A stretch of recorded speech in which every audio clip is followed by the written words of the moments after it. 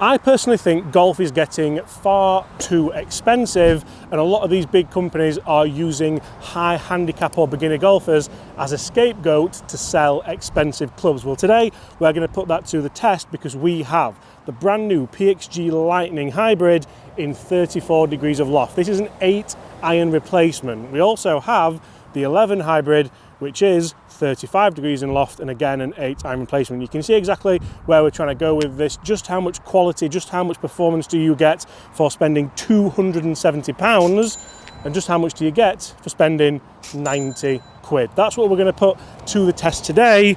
And I also have my 7-iron, which is, guess what, Bob? 34 degrees of loft. So we're going to see just how much difference these can actually make, just how much of a performance benefit we get. And I'll kick off with my 7-iron on this par 3. We're about 160 yards out, we're into the wind, so it could be quite a difficult opening shot to this video. I don't think we're going to have the versatility with the hybrids that we'll have with my 7-iron, but we'll go with it. That's a lovely shot off the bat, a nice big high fade just towards the right hand side of this green. That's just short right. It wasn't the world's best strike, but it of course wasn't the world's worst strike either. Now I think a lot of people who are looking at clubs like this are maybe looking because you're not overly confident with your irons at all. I think an 8-iron is a club where I'd like to have an iron, I think, but then I always remember my dad using these and he said, James, it makes golf so much easier, it makes it so much simpler, that to be honest, I think there is definitely a club out there for everyone. So this 11 Hybrid costs you £90. You get change, you get a tenner change from 100 quid, Bob. I find that absolutely outrageous. If we put these two clubs down side by side, you can see obviously there's lots and lots of loft on there, so they do look quite outlandish and quite interesting. Big differences in tech here, so we do have a carbon crown on the PXG. That's certainly something to bear in mind, and we also have a movable weight structure on the back of the PXG as well, so you could go and get fitted for these and move these weights around and really get each iron or each club to perform exactly how you'd want it. We also have an adjustable loft sleeve, so we could bring this kind of back in line with that 35 degrees if we wanted to, or notch it down a touch. I don't really know why you'd do that, because it doesn't make sense to me. If you've got a high lofted hybrid, keep it as high lofted.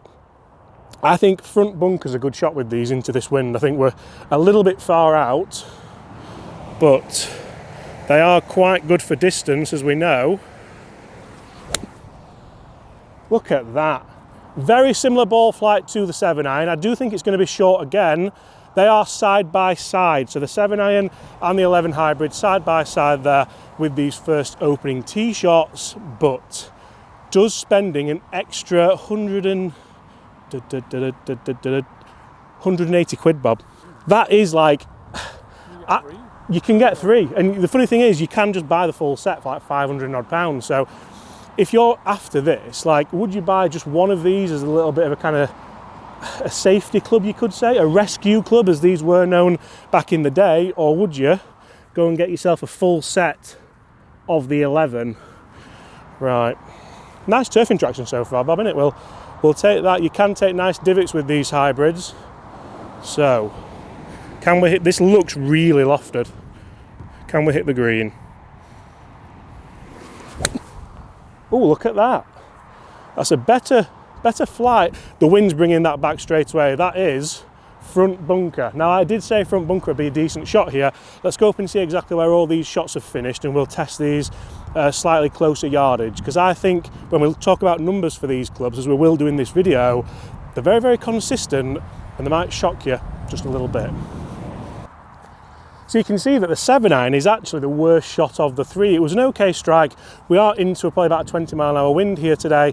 It just got up and carried a little bit. Now, that's the 11 Hybrid there, which again, it's on the same line as a 7-iron. It's a better distance up towards this green, and we have the PXG Hybrid plugged in that bunker just there. So realistically, distance-wise, not a lot to go between the 11 Hybrid and the PXG Hybrid. The 7-iron, however, should we all be using all hybrids, Bob?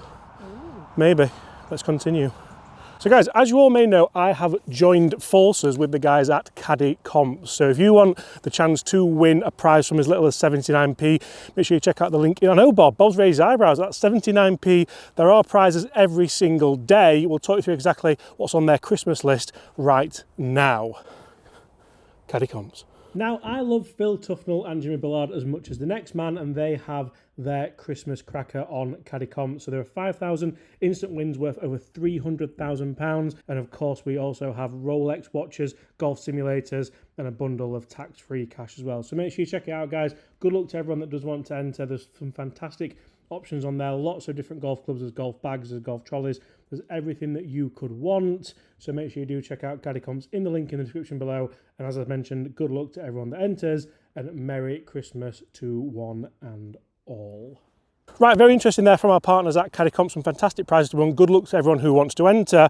Now, we're in the rough. We've got the 7-iron, we've got the 11, and we've got the PXG. Guys, do me a favour and comment below. Which one could you see yourself gaming, if any? Would you still have the irons? Would you go into the hybrids?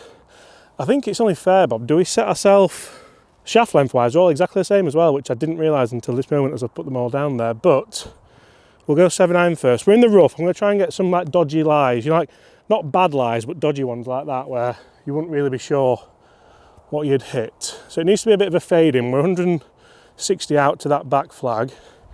I'd feel okay at this with a 7-iron, to be fair. Like, I'm obviously a guy who does use irons mostly. Oh, that was really nice. Look at the wind take that now though, Bob.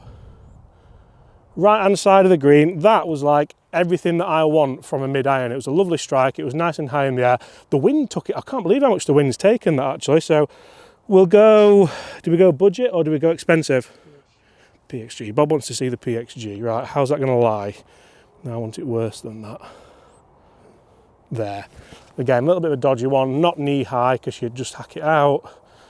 PXG, the wind's gonna move this as we know. Loads of loft looking down at this. Still get that handle forward. Oh, wow. The one thing I will say, that's going to be close actually. Oh, that's really good. The one thing I'll say is the PXG does sound and feel quality. I think quality is an unfair word because the 11 clubs do feature an immense amount of quality, especially for the price. Obviously we have those KBS shafts in there as well, which are nice premium components. More shaft options with the PXG, you could say. So again, that's something which we need to be aware of. Another bit of a dodgy lie. Can this be the same as the PXG or even better? Handle forward a bit. Funny, that's kind of like dipping down a bit. The wind hasn't moved that as much. And I feel like that's come out almost dead because of the lie. Let's get up there and see where they are. I think the PXG is going to be closest, and the iron might be the only one that's missed the green again. Is that telling me something about what I need in my bag, Bob? Could be, could be. So guys, as you can see, front to back dispersion wise, the iron's gone that little bit further even though it carried on the wind. The iron is the only club that missed the green. The PXG has gone nicely. Centre of the green, it stopped dead as you can see with that pitch mark, and the 11 did really, really well actually. And this is an element of the 11 which I think is fantastic, that if you do hit it out of the rough and you get that kind of dippy one, it's released all the way up to the green. So if you didn't see the shots, you didn't see the ball flights, you'd have no idea that it's pitched all the way back there. So realistically, which one's done better for us there? Now, one of the areas that I think a lot of people would have these in the bag for is you've missed it short, you've got 20 yards here and you just don't know what to do. A putter probably won't have enough ball speed to generate to make it easy, but a wedge becomes very difficult because you can duff it. Now these hybrids have an infinite amount of loft. Bobby, what have I just said there? Infinite amount of bounce is what I meant to say. So let's hit a couple with the 11 because this is something which I've found helps so many golfers. Literally all you're doing is that. You're just rocking your shoulders backwards and forwards. Oh, and as you can see, it does take a bit of time to learn how hard to hit it and how fiery they come off, even between the two clubs. But you saw how aggressive and how attacking we can be there with that. And because it does come out so low, it releases nice and consistently every single time. Even myself as a PGA professional probably wouldn't put that close with a putter or a wedge, especially a 7-iron that we have there. So do we get any benefit of the expensive PXG here? Does look nicer down at the ball, obviously with that visual tech with the carbon, but is that going to help us to get more consistent shots here? Maybe not. I think we do start to see more consistent ball speeds with this on miss hits. That's where the technology comes in, that's where it can help us.